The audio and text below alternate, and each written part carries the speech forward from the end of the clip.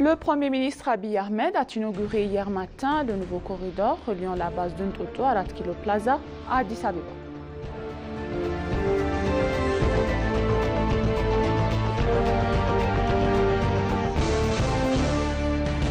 La 5e conférence et exposition africaine sur la réduction des déchets post-production se tiendra à Addis Abeba du 16 au 19 septembre 2025.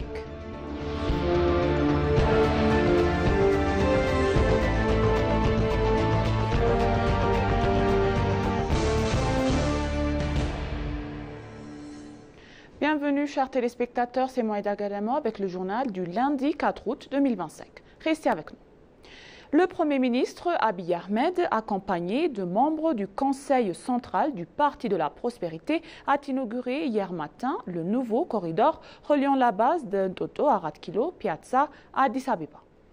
La zone a connu une transformation remarquable avec notamment de nouvelles allées, piétonnes et pistes cyclables, un éclairage routier amélioré et la construction du boutique moderne, notamment au marché de Choromida, un haut lieu de l'artisanat artisanal. Selon le bureau du Premier ministre, le projet comprend également des aires de jeux pour enfants, un grand terrain de football et de divers équipements publics. Le Premier ministre Abiy a indiqué hier matin sur ses pages de réseaux sociaux avoir examiné l'intégrité du corridor Ntoto Arat Kilo Plaza avec les membres du Conseil central du Parti de la Prospérité.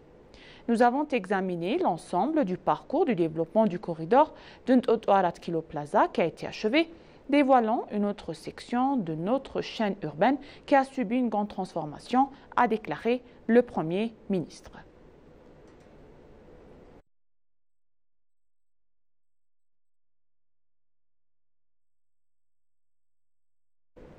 Par ailleurs, le vice-premier ministre Temesgen Erune a déclaré que le développement du corridor constituait une mesure connectée, concrète pour embellir les villes éthiopiennes et créer un environnement propice à la vie et au travail des habitants. Il a ajouté que les projets de développement cyclable, d'espaces verts et de routes réalisés dans le cadre du corridor Addis Abeba témoignent de la beauté de la ville dans les quartiers de Choromeda, Kazanchis et Piazza. Il a également déclaré que sous l'impulsion de la supervision étroite du président de la Parti de la Prospérité et du Premier ministre de la République fédérale éthiopienne, Abiy Ahmed, a réalisé un développement remarquable du corridor à Addis Abeba et dans les villes régionales. Il a également déclaré que le Parti de la Prospérité mettait en œuvre des projets de développement urbain axés sur les citoyens, bénéficiant et à tous les segments de la société. Il a expliqué qu'outre le développement du corridor urbain, un autre corridor est en cours de réalisation, bénéficiant à la communauté rurale dans tous les domaines.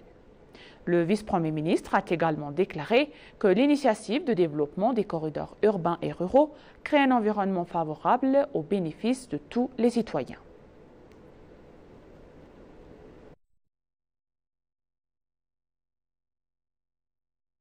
Le développement des corridors urbains transforme le pays en accélérant le développement social et la croissance économique, a indiqué Adem Farah, le chef du Centre de coordination pour la construction de la démocratie et vice-président du Parti de la Prospérité. Adem Farah a également déclaré que le développement du corridor est l'un des chantiers qui assureront la prospérité de l'Éthiopie. Il a expliqué que les travaux de développement du corridor menés par l'Éthiopie établissent une référence en matière de développement urbain, non seulement pour le pays, mais aussi pour d'autres pays africains et en développement. Il a également affirmé que le principe de création et l'accélération des pouvoirs publics a fait ses preuves et qu'il présente de nombreux avantages. Adem Farah a expliqué que le développement du corridor transforme non seulement la ville, mais aussi le pays. Il a ajouté que le développement du corridor stimule l'économie en accélérant le développement social et en construisant des centres commerciaux modernes. Il a assuré que le développement du corridor se déroule conformément à l'orientation définie pour s'étendre à l'ensemble du pays et qu'il continuera à se renforcer à l'avenir.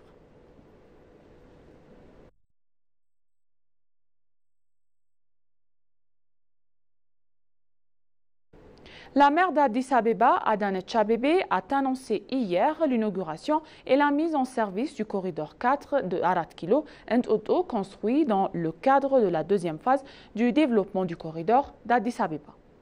Elle a dit que ces institutions comprennent la Chambre des représentants du peuple, la prestigieuse université d'Addis Abeba, le premier hôpital moderne du pays, l'hôpital Ekati 12 et le premier intrant des filles de la Musée national et le ministère des Finances et du Développement économique.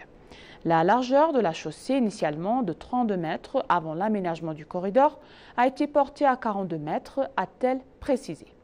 De plus, une piste cyclable de 3 mètres a été construite, ainsi que 11 km de voies piétonnes et 11 zones de chargement et de déchargement par les taxis et les bus. Le projet comprend 20 espaces verts et de place, ainsi que 10 aires de jeu pour enfants et 7 installations sportives et 9 toilettes selon la maire. Adanech a également noté que le réaménagement, la rénovation et l'embellissement de ce corridor démontrent non seulement notre appréciation de l'histoire de la nation et de son peuple, mais génèrent également des opportunités d'emploi temporaires et permettant pour leur plus de 15 000 citoyens.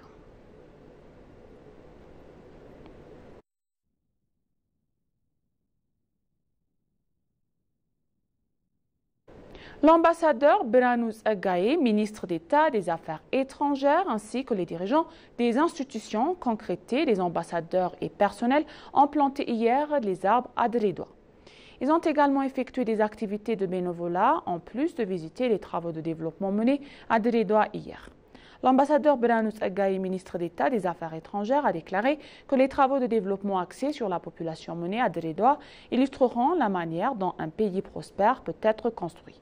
Il a notamment déclaré que le développement du corridor urbain en cours de la ville a fait de Dredwa un endroit agréable où travailler et vivre. L'ambassadeur Fouad Oumar, le directeur général du service de la diaspora éthiopienne au ministère des Affaires étrangères, a pour sa part déclaré que les travaux de développement constituent un catalyseur pour propulser les investissements et les activités commerciales à un niveau supérieur. Il a déclaré que les développements en cours à Dredwa, notamment le développement du corridor, témoignent du statut de destination touristique de la ville. Il a également ajouté que les institutions fédérales seraient davantage habilitées à se rendre dans les administrations régionales et municipales à soutenir le pays.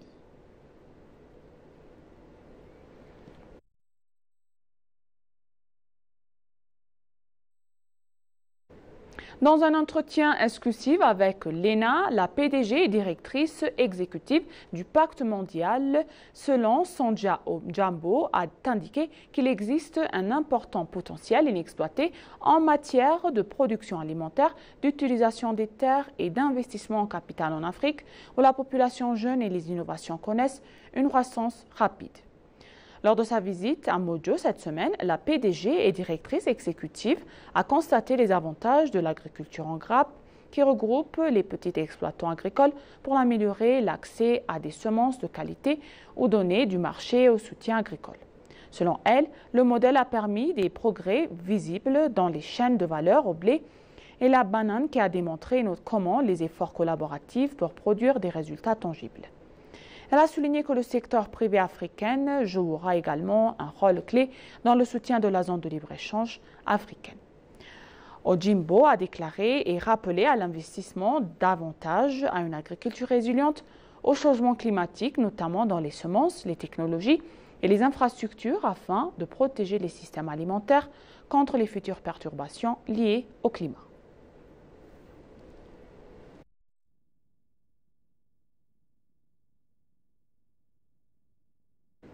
La 5e conférence et exposition africaine sur la réduction des déchets post-production se tiendra à Addis Abeba du 16 au 19 septembre 2025. Plus de 400 délégués y participeront. La conférence et exposition africaine sur la réduction des déchets post-production se tiendra sous le thème « Préserver la production, solutions de gestion des déchets post-production pour un système alimentaire résilient et inclusif ». Selon l'Union africaine, la conférence abordera les moyens de réduire rapidement les déchets post-production en Afrique et de renforcer l'agriculture et les systèmes alimentaires durables. Le gaspillage alimentaire et les déchets compromettent la capacité de l'Afrique à nourrir les citoyens à l'Union. L'Union africaine a déclaré qu'elle s'efforce de résoudre le problème grâce à une approche coordonnée et un engagement fort des parties prenantes. L'Union africaine adhère à la déclaration de Kampala issu du programme détaillé pour le développement de l'agriculture africaine récemment noté.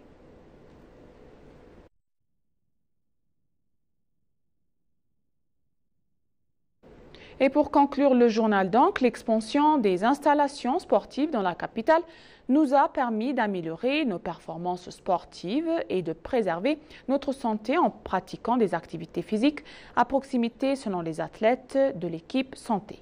Les membres de l'équipe santé ont dit à l'ENA que cela a permis d'être compétents dans le secteur sportif et de nous protéger contre diverses maladies non transmissibles. Saluant l'attention portée par le gouvernement aux infrastructures sportives, il a également souligné que la communauté sportive devrait les utiliser correctement afin que les installations puissent leur servir pendant de nombreuses années.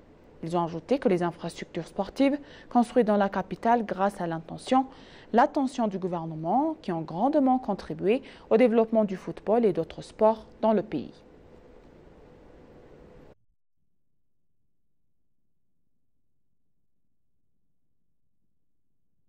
Et maintenant, chers téléspectateurs, je vous rappelle les titres principaux.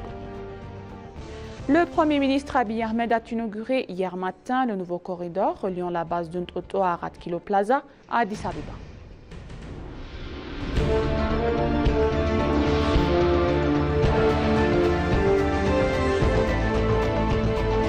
La 5e conférence et exposition africaine sur la réduction des déchets post-production se tiendra à Addis Abeba du 16 au 19 septembre 2025. Merci chers téléspectateurs, ainsi s'achève le journal d'aujourd'hui. C'était Maïda Gadama et je vous souhaite une bonne journée.